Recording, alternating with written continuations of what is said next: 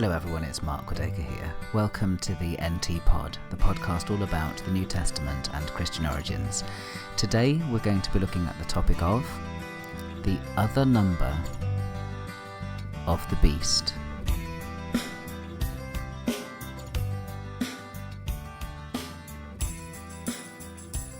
Everybody knows about the number of the beast. What is the number of the beast? Straight away people will say 666, 666, whether it's through, I don't know, a horror film, whether it's through a heavy metal album, or whether it's just through generally knowing about these things culturally. It's just one of those most common motifs that people are familiar with. People are more likely to be able to tell you about the number of the beast than they are to be able to tell you, let's say, the names of the 12 disciples, or to be able to list the 10 commandments.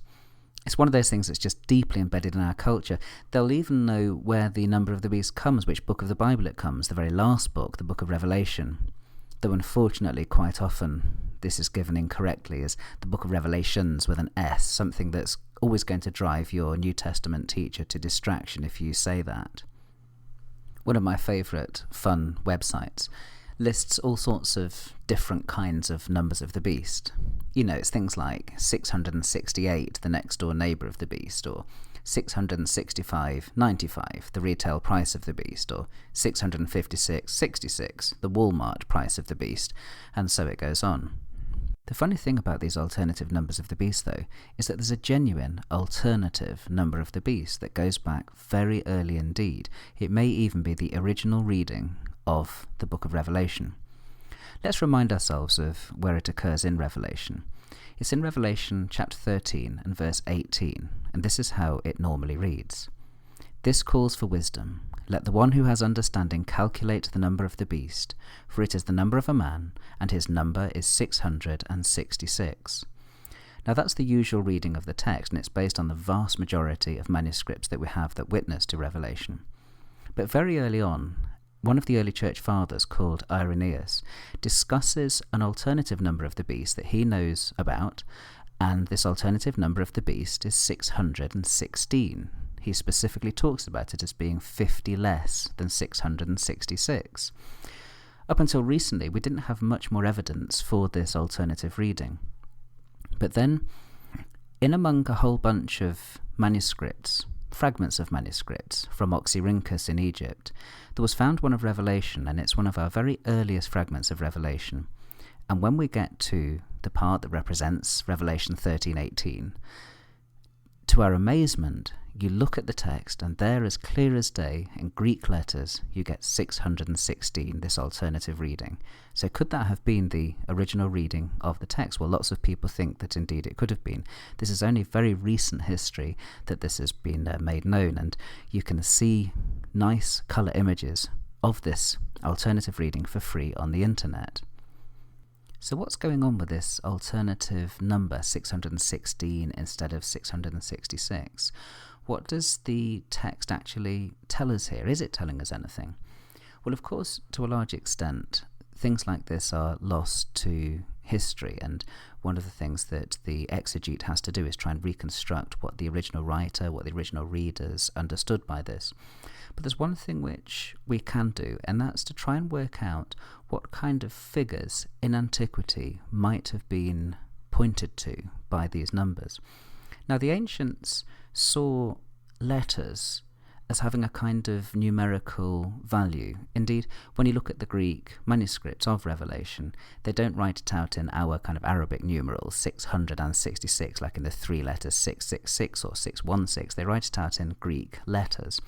And each of these Greek letters actually has a kind of numerical value that can tell you all sorts of things about mysterious cosmic realities, and that's how they used sometimes these kind of number and letter mysteries.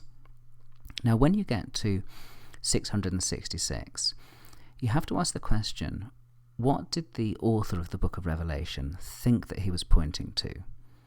Well, some of the earliest writers that were reflecting on the book of Revelation, and then again many people as time went on, thought that the reference in Revelation 13 was to one of the Roman emperors, and the person they thought it was referring to was Nero Caesar.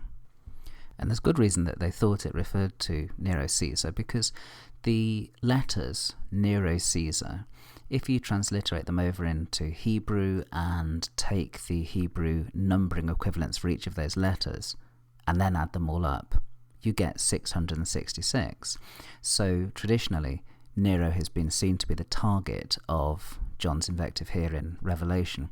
And indeed, because there are other parts of Revelation that might well allude to Nero, this is often seen to be one of the best options. But if you then say, well, perhaps the earliest text, perhaps John's original text said 616, what do we do then about the possibility of 666 as referring to Nero? Well, 616 could also refer to Nero, because if you do it in Latin letters and have it as Nero Caesar without the nu, the n that you have in the Greek, and then transliterate that into Hebrew, indeed it does come out 50 less as 616, so it could still be referring to Nero.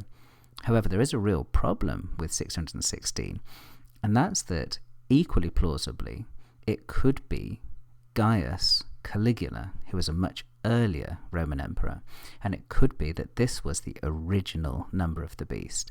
Gaius Caligula was somebody who was also hated by many early Christians and also many early Jews because he tried to set up a statue of himself in the temple court.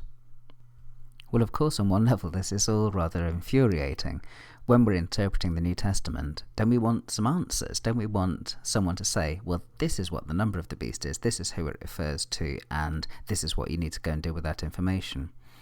Well, the thing about interpreting the New Testament, and especially something like the book of Revelation, is that it isn't always straightforward when you're looking at historical context. And one of the great things about interpreting the book of Revelation is that in order to understand it, you have to understand what kind of book it is. And the kind of book that Revelation is a book of the apocalyptic genre.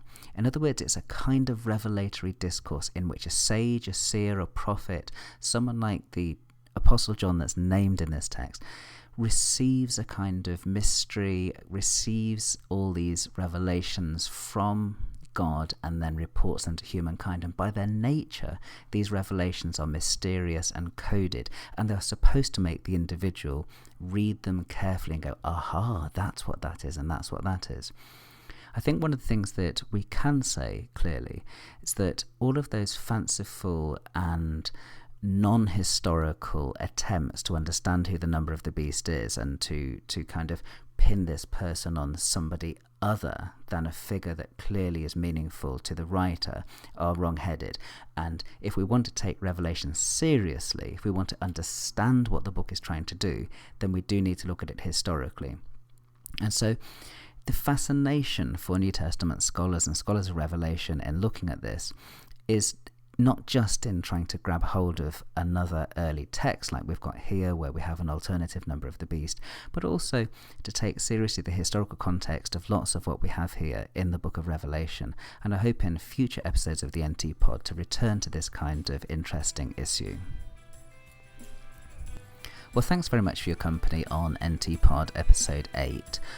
I was thinking of waiting till episode 616 or even 666 for this, but I thought I might have to wait quite a long time if I did that. A reminder, you can find me on the web at podacre.blogspot.com. You can Google for NT Pod, of course, or you can find NT Pod on iTunes or Duke University's iTunes U. Thanks very much for listening, and there'll be another episode along soon.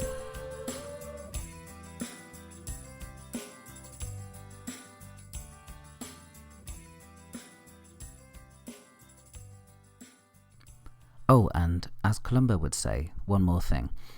You can find expanded materials and program notes quite often on my NT blog. I don't promise to do it every time, but quite often I put extra materials related to the NT Pod over on my NT blog. So please trip along over there and have a look at materials there if you want to follow up on any of the themes we're talking about in the NT Pod. You'll find me on the web at ntweblog.blogspot.com, or just follow the link over from the NT Pod itself.